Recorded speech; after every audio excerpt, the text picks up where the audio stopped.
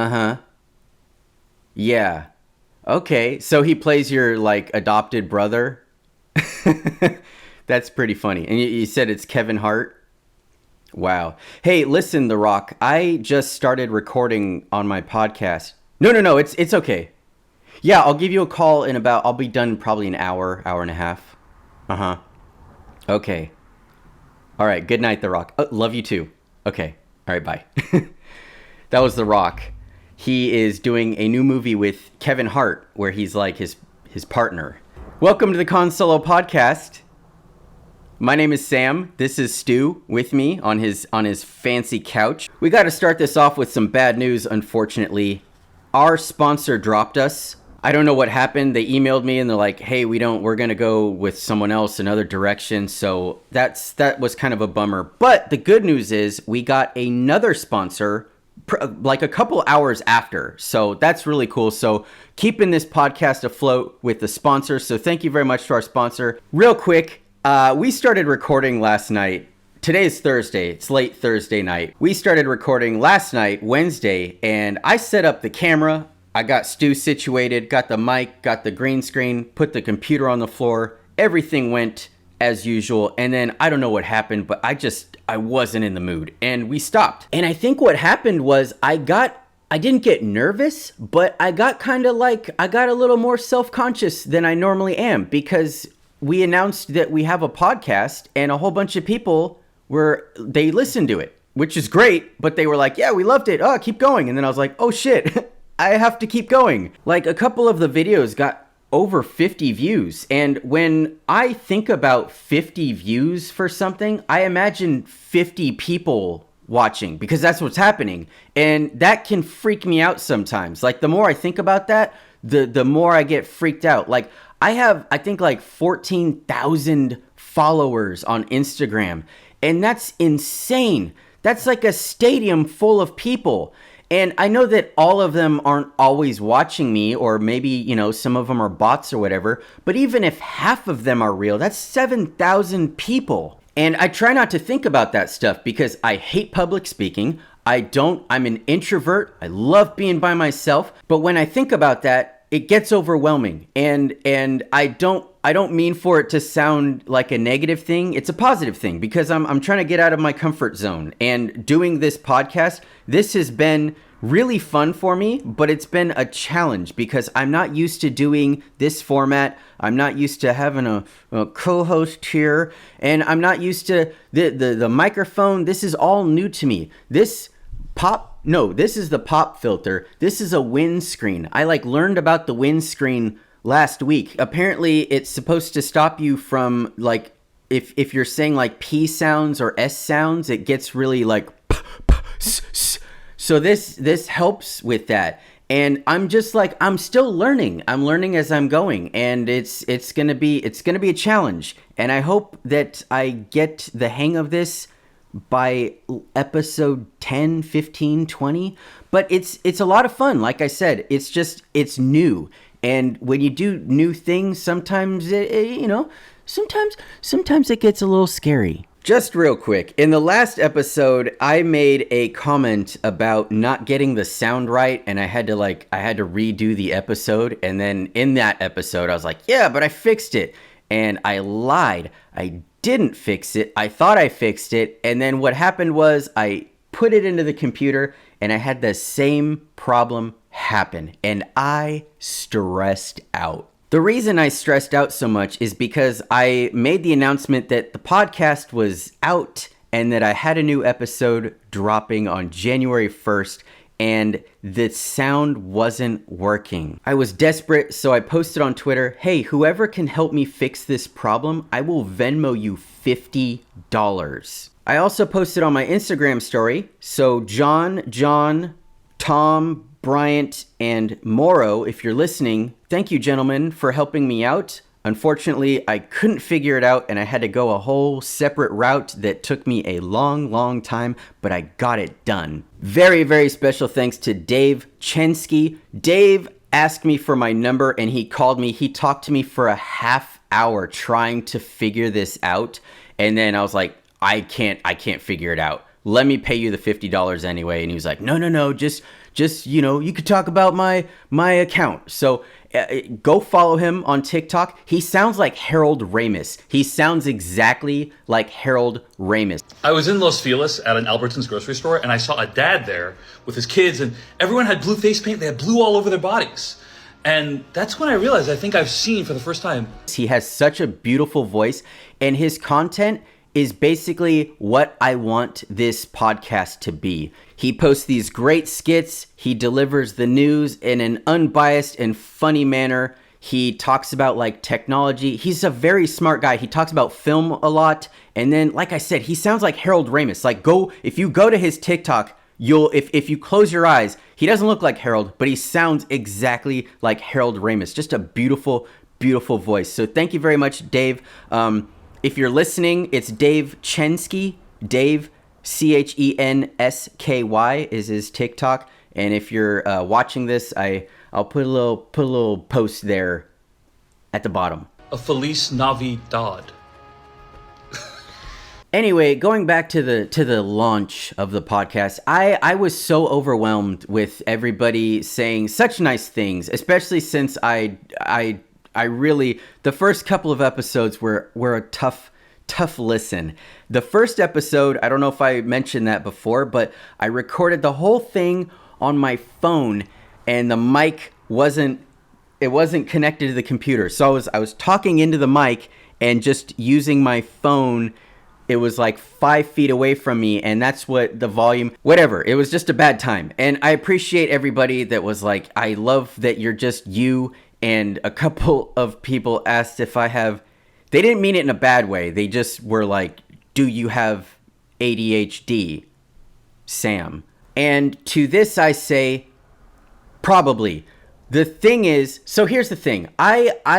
My brain, I check all the check boxes for ADHD, I think. Like growing up, you think ADHD like, oh, go, hyper. But that's not what it is. It's like disorganized thoughts and just not being able to like just fucking focus. And that's how I operate. That's how I went through college. It took me 9 years, but that's how I went through college. I feel like if I had medication, I would have got done sooner. But I think about that sometimes. I'm like, I think I have ADHD.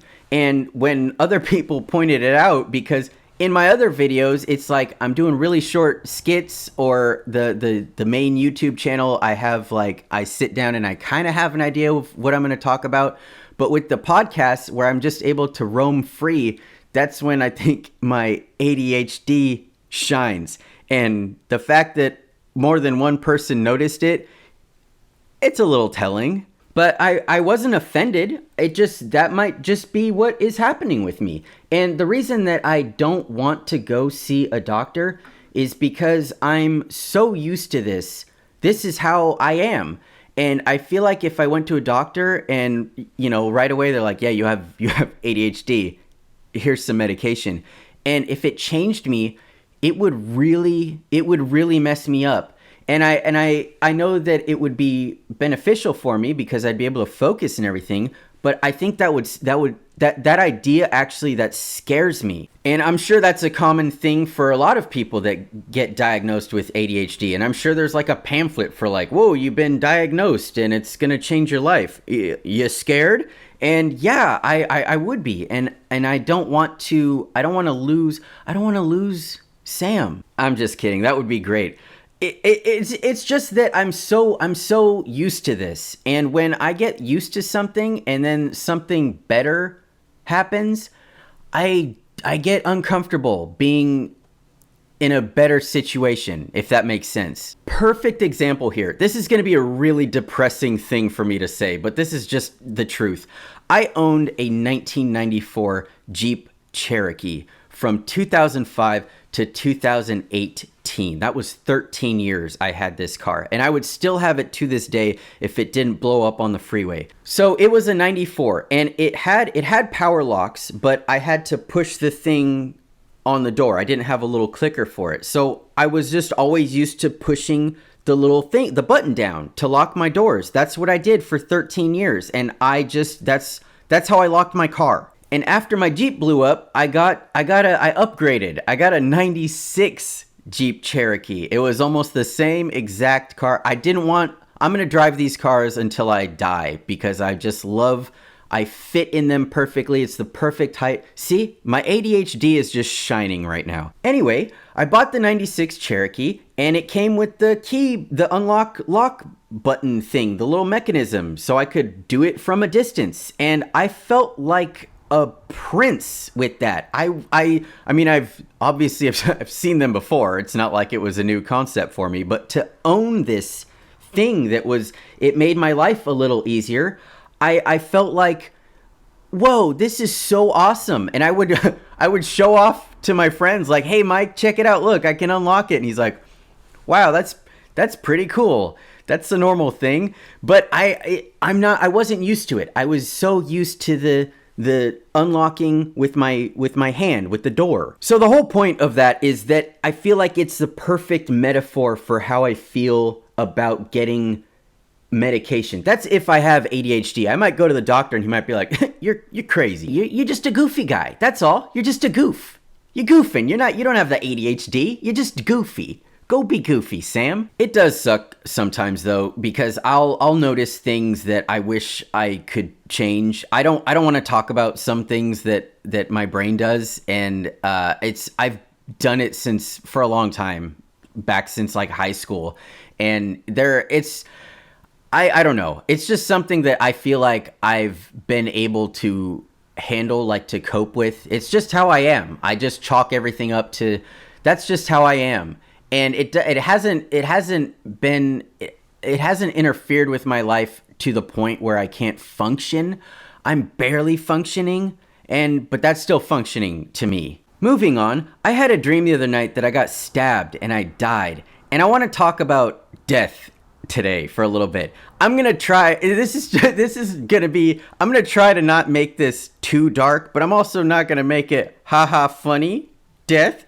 I had this dream on New Year's night, like the 31st, when I went to sleep. And at some point, I had this terrible dream. I was walking out to by the way, I hate when people are trying to explain a dream, so I'll make it real quick. I was walking out to my car and it was against this building in like an alley. It was a really bad area, and I was walking out. I was with somebody. I don't know who they were, but we were walking to the car, and I looked over to my left and I saw this little like Toyota Camry, and the door was open, and there was a gentleman bent over like he was trying to get something out of the passenger seat, but he was in like the driver's seat. He was fully bent over, and I kind of looked over and I was like, I'm getting a kind of a bad vibe here. I don't know why, but I am. But whatever. And I kept walking over to my car. And then whoever I was with yelled, Sam! And I turned around, and this guy, he was already full speed at me with a knife. And there was nothing I could do. I didn't like have time to freeze. And I didn't have any room to run anywhere. I just turned around, saw him coming at me, and immediately thought, this is how I die. Oh, great. This sucks. Crap. He got me 4 or 5 times in the chest, and I felt great. I felt at ease for some reason. I just kind of like floated back, and that was it for me. And I woke up, and I felt this weird, I was freaked out. It was a nightmare, but I was also like, it's over. And then that's it. Cool. So then the next day or the day after, I was on the TikTok, and as usual, when you think about something, TikTok always shows you something related to it somehow. And sure enough, there was a video of Stan Lee talking about death with not Bernie Sanders, Larry King. I don't know why, just old white guys. Larry King. He was on Larry King, and for some reason, I saw that TikTok, and he asked him, what do you think happens when you die? And Stan said, I don't think anything happens. I think we just it just ends. And I've always had that kind of same feeling, and I'm always curious what people think about death, especially with my friends who have, they have different upbringings, obviously, and different things they believe in. And I feel like when you have like a family, like if you have kids, it might change what you think about the afterlife. And I don't know. It's just a very interesting concept because we don't know. And a lot of people who go into comas or they have near-death experiences, they can say what they thought they saw or they felt, but those are just their ideas. And those are all different as well. It's not like everybody who goes into a coma is like, oh yeah, it's definitely... It's a big building. It's a big blue building. Because if it was a specific thing, then everybody would be in agreement. But a lot of people, they say, oh yeah, I felt like I was floating and it was like my soul, it was an aura. And then other people are like, yeah, there was nothing. It was there was just blackness. And you could interpret that as like, oh, this person's gonna go to hell when they die. Or you could interpret it as nothing happens.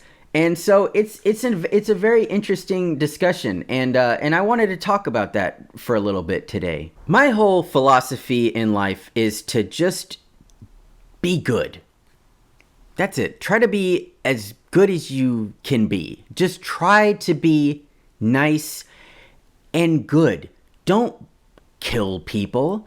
Don't be like, you can be mean every now and then. It happens. We're human. But don't go out of your way to just be a bad person. And I feel like a lot of people know they're bad people, but they don't care. They excuse it with some bullshit. Oh, this is how I was raised. Like, you can change. You can always change, and you can always be a good person. And I think whether you believe in something or not, it doesn't change the outcome. Like, if you're a good person in life and you don't believe in the afterlife, when you die, I don't think that you go to hell just because you didn't believe in the afterlife. I feel like whether or not you believed in it, the outcome wouldn't change. It's either you are going into the afterlife or you're not. Whether you believed it or not, it's totally irrelevant. Like, you can go through life thinking that chicken parmesan is really good. And then when you die and you get to the pearly gates, St. Peter could be like, oh, you like chicken parmesan, huh? Yeah, well, guess what? That's the devil's food. You're going to hell. That's the worst. Nobody likes that up here. You're going to hell. And it's like, oh, well, I spent my time on earth thinking that chicken parmesan was actually really good. And it's like, whether you believed it was good or not, it didn't matter. Because when you got to that place in the afterlife, this is how it goes. Speaking of the afterlife, hey, Stu, you know what would send me into the afterlife right now? Is if we got a new microwave. Hey, if you want to get a new microwave that has all kinds of features like beverage and popcorn and appetizers, and if you want to reheat it, go to get a microwave on microwave.com. Use special promo code CONSOLOPOD. You could get 50% off all microwaves.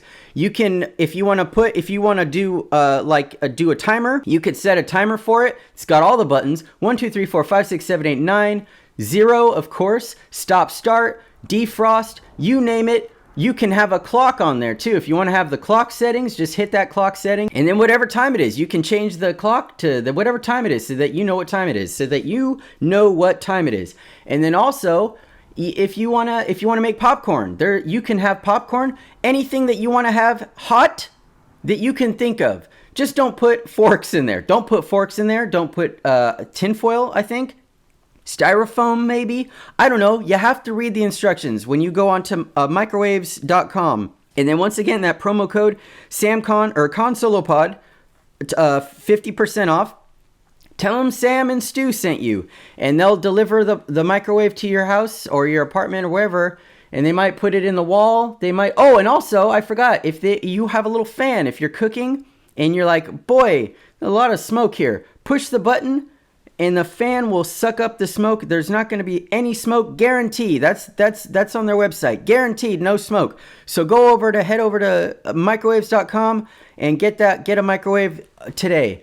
So what we were talking about with heaven and hell, I think that the idea of eternity, that's what scares me, is the idea of something going on forever, because it's a concept that I don't think that we can really comprehend as humans. It just doesn't make sense, because everything that we know has an end eventually, which is good, which is what is needed. I think that Doctor Who is still going on. I think that started in like 1932 or something. But like, it seems like that's gonna.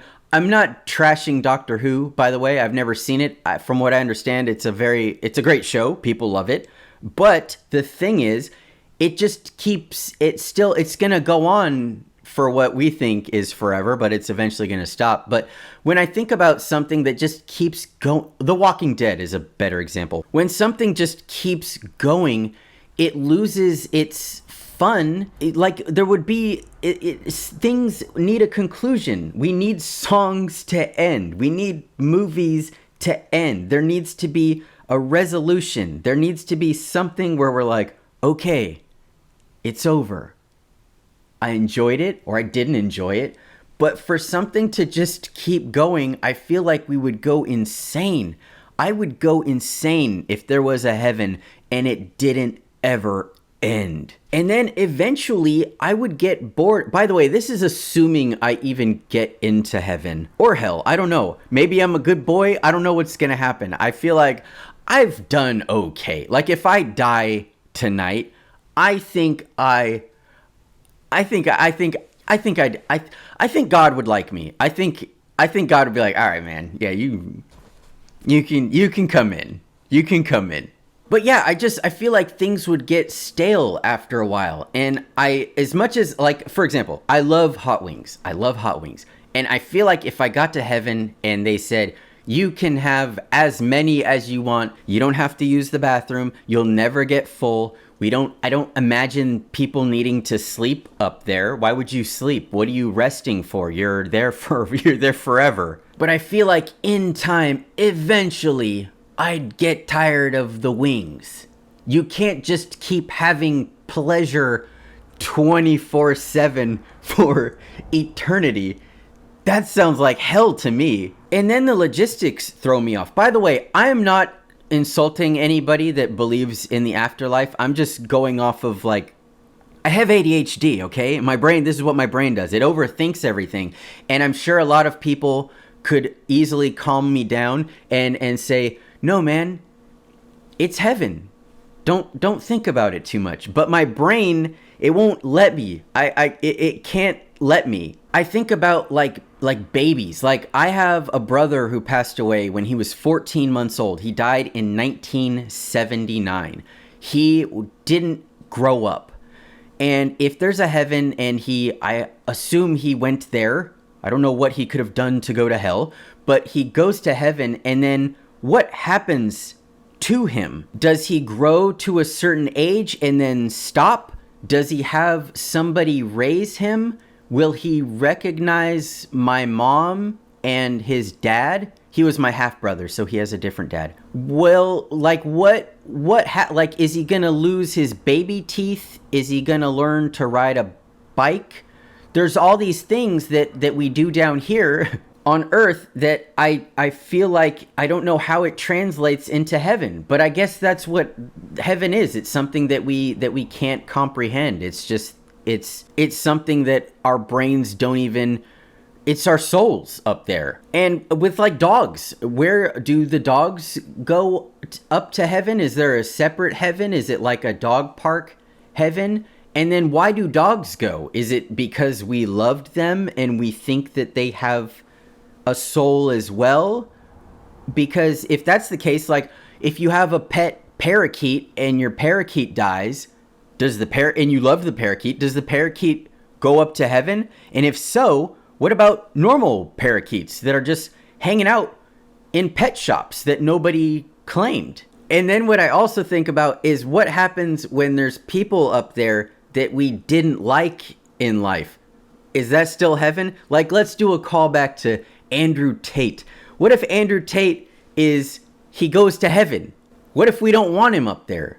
We being people that don't think he's a great guy. But there's a lot of people that think he is a great guy, which, whatever. We're going to have different opinions. But let's say I don't like Andrew Tate and I go to heaven and Andrew Tate goes to heaven. Will I know he's up there? Will I ever interact with him? You know what I mean? And then how big is it? Because if you think about the entire history of human beings who have died, just the billions, they all die, and then say half of them go to heaven. That's a big nightclub. And then I always think about how it's laid out. Are we with our families? Can we go ride bikes to, when my buddy Mike dies, I'd like to see him. Do I leave my family and I'm like, oh, I'm going to go see Mike and we hang out? Is it like Earth? Is it like what we do here? Do we just I'm going to go? How far does he live? Does he live in does he have a house? Again, I don't think he needs to sleep. Oh, my brain, man. It's just a fun topic, I think, to explore because, like I said, we don't know, and people that say they know, they're lying. You can have a really strong belief, but ultimately, we don't know until it happens. And you can be a really religious person and claim to know and be certain, oh yeah, I'm going to heaven after this. But realistically, there might not be anything. And when I think about going to sleep or being put under, to have your wisdom teeth pulled and you aren't aware of what's going on, that is what death could be like. You just aren't there. And you don't even know that you're not there to miss it, to miss anything. You just aren't aware it's there. I just sat here for 5 minutes trying to think of a good analogy for the idea of not existing, and I think I got it. It's kind of like I'm in an apartment, and across the street there's more apartment complexes, and those people over there don't exist to me, and I don't exist to them. And that is how you could almost look at dying or death. They're just not here. They're not here in my apartment. I'm not here in theirs. I don't know what their apartment looks like. They don't know what mine looks like. I hope not. But that idea of death just being not there is what's kind of comforting to me. That it's just not, you're just not going to be there one day. And that's okay because things aren't there. And yeah, we just keep going.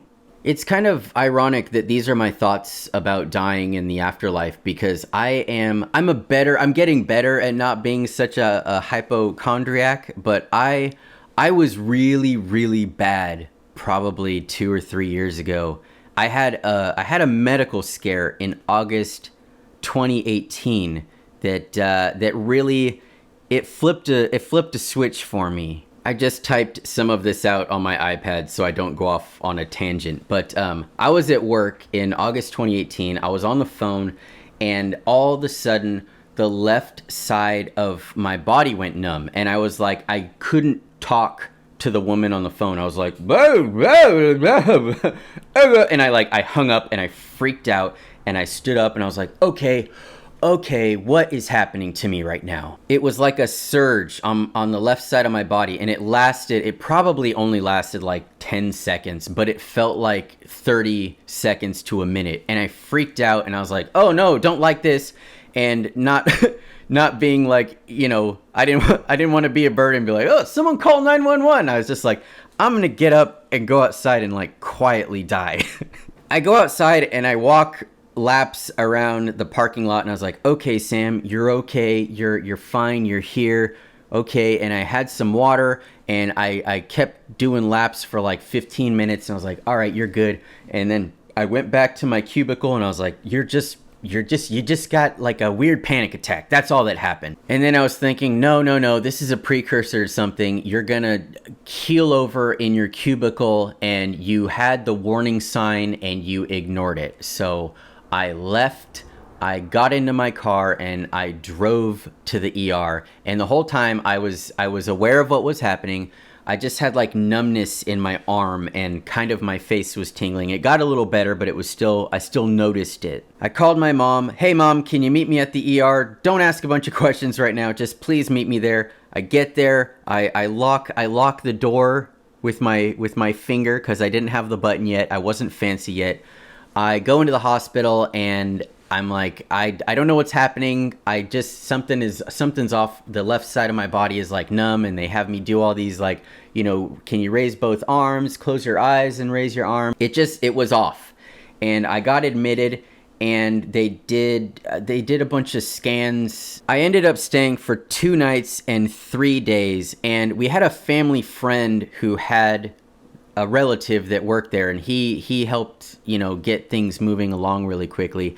And it's not going to insult him if I say your hospital sucks, because it does, and I'm sure you know that. And it's not anything you can do, sir. You're a great nurse, and that's all you can do. Sometimes you just have a really bad building that you're in, and this was a pretty bad building to be in. So I have all these scans, and then the neurologist comes in, and he looks like he hasn't slept in a long time. He's got his briefcase that's just papers are wadded up and like hanging out of it. He's so disheveled, and he looks like he's out of it. He's like, I checked your chart, and it looks like you have a cavernous malformation in your brain. Cavernous malformation is, from what I understand, it's basically a tiny little hole in your brain that can trigger seizures for the rest of your life.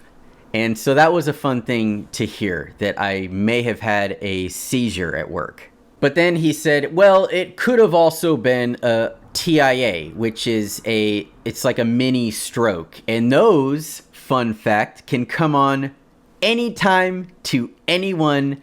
You could have one and never have one the rest of your life. You can have a bunch of them. You can have them without even knowing you had it. It could be over like that, and you had a little mini stroke. I remember he told my mom and I that like people can just be out hiking and have this attack and not know. They'll just be like, oh man, ooh, feel kind of weird for a second, and then they're fine, and it kind of resolves itself. So have fun with that information. So part of the reason this hospital was terrible is he kind of backtracked and was like, but I'm not 100% sure if the little hole that I was seeing was get this, a smudge on the monitor.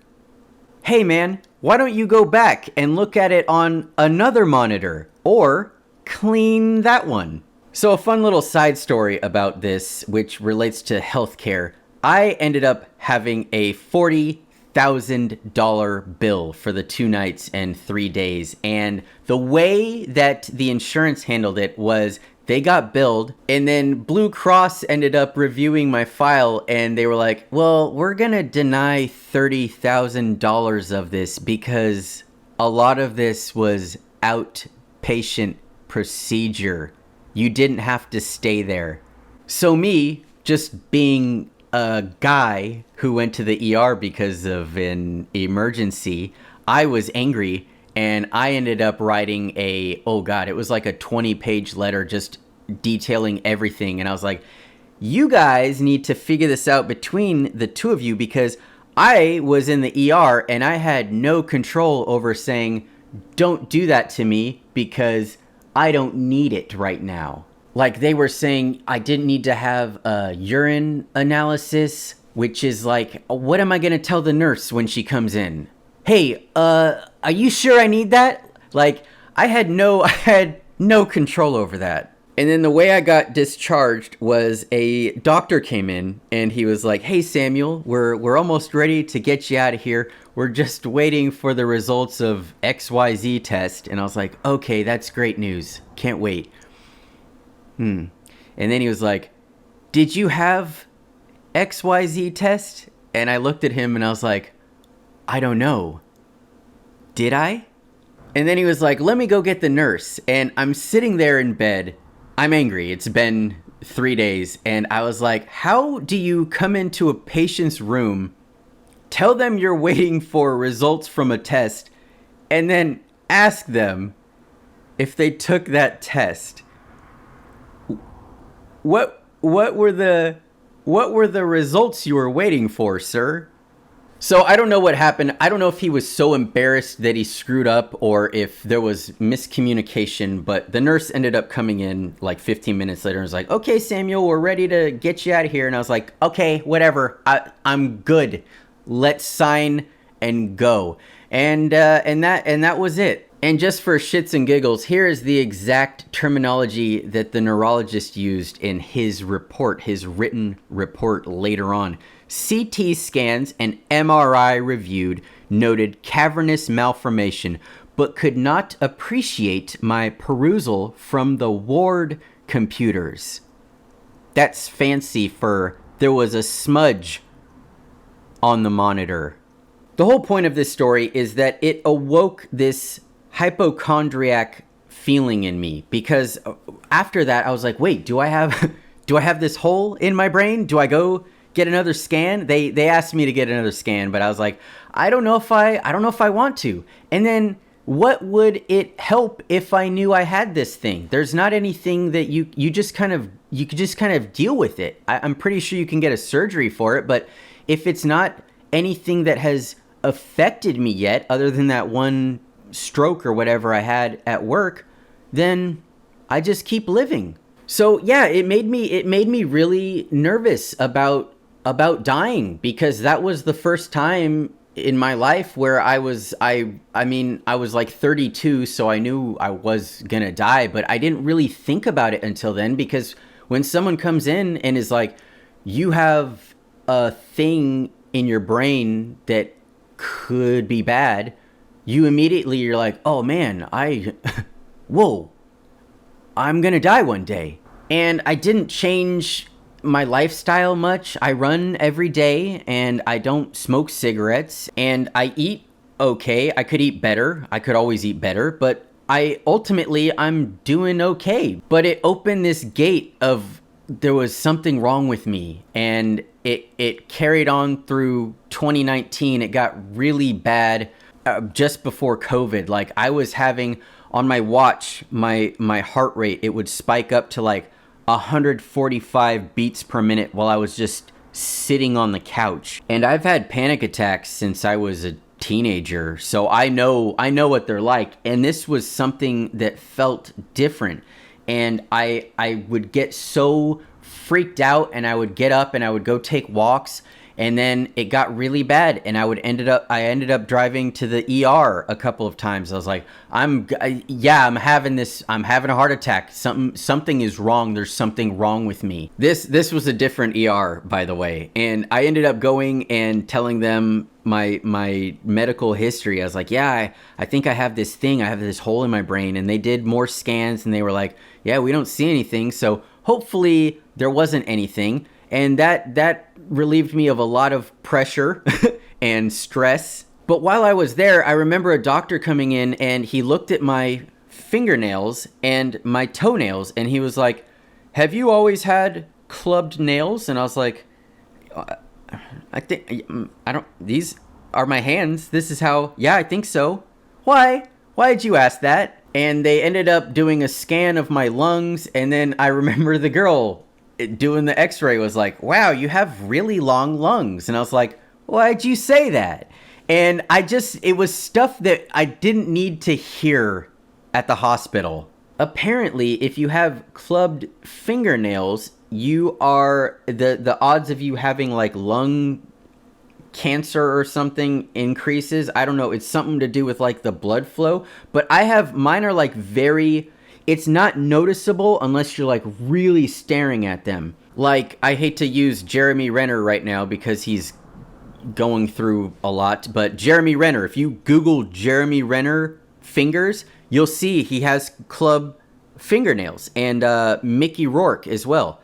He has club fingernails. I guess, I'm in good company. They seem like really nice guys. But it kept happening. Like, my heart rate kept skyrocketing, and I would my face would get all like numb and tingly, and I was like, I don't know what this is. There's something wrong with me. And then one of the visits, a doctor said I may have phenochromocystoma, which is it's a tumor that grows on your adrenal gland, and it basically like flicks your adrenal gland, and it sends you into like fight or flight mode at random. And he thought that's what was happening, and he was so excited. He was like, yeah, I never get anyone with this, but this sounds like what it is, because it's a really rare medical thing. But yeah, every time I'd go, when you go to an ER, their goal is to, if you're not about to die, they want to get you out of there, because a lot of people go there they're hypochondriacs, and ultimately they want you to see your primary care doctor, because unless you've been stabbed or there's something really wrong, they're like, all right, you're not dying and you can go see your primary care. I think it was that time. One of the times my blood pressure was really high. It was high every time that I went because I was stressed and also hypertension, it runs in our family.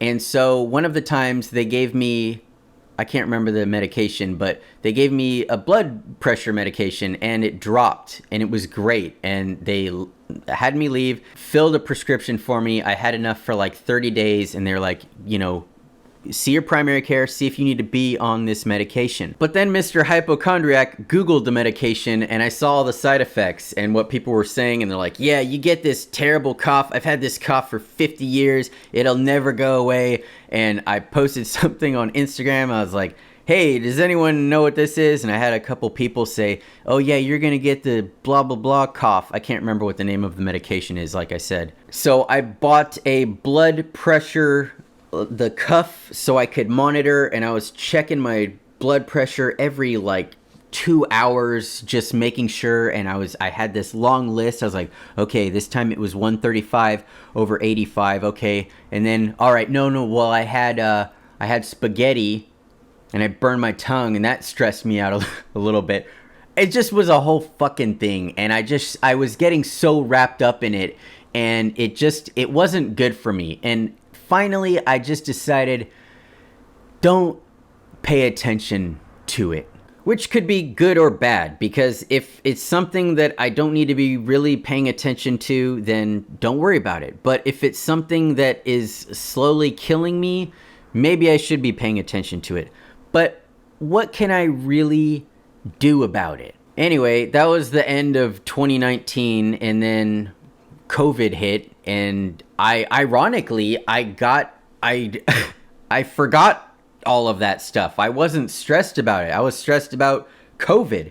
And I feel like whether you are anti-vax or pro-vax or whatever you believe in, everyone was stressed about this at one point. And from what I understand, what's today, the 5th? Yeah, apparently just a couple days ago, there was a new variant of COVID. And like, what are we gonna, if we gotta wear masks again, so be it. I got vaccinated. I got the booster. I'm okay. And it's not something that I can't stress about it anymore. I'm not saying to, ignore what's happening. It's still happening. There's still people that are getting sick and that are dying from it. And it's not something that I can't be thinking about all this stuff again, because that will probably kill me. On that note, I think that'll do it for us. I didn't mean for this episode to be a bummer. It probably was mostly a bummer, but sometimes you got to talk about these things, and that's okay. These are things that people think about, and there's not anything wrong with that. We can't be haha funny all the time. We can talk about death and being sick and microwaves. We can talk about those things. And sometimes I think we're going to talk about that, because that's what was on my brain, and I wanted to get it out. So I did. Anyway, thank you again for tuning in, subscribing, watching, whatever you do. Thank you to all the gentlemen that helped me out. Remember, if you need a microwave, you need to heat food, go on to microwaves.com, get that special microwave. You could get a little microwave, you could get a big microwave. You could put it on top of your refrigerator, you could put it in the wall. You can You can, there's a little thingy inside that spins if you want your food to go around, like a little carousel. Lights. If you want to have a light on, you can turn the light on by just pushing a button there. And and there's a timer as well. If you want to figure out like, oh yeah, I'm fucking done, dude. Stu, is there anything you want to add? Really? We'll have to talk about that next week. Thank you very much. Remember to use your turn signals. If you're going to make a left or a right turn, let everybody know. And also put your shopping cart back in the cart return when you're done. It's not that hard. And we will see you next week. I need to call the Rock back.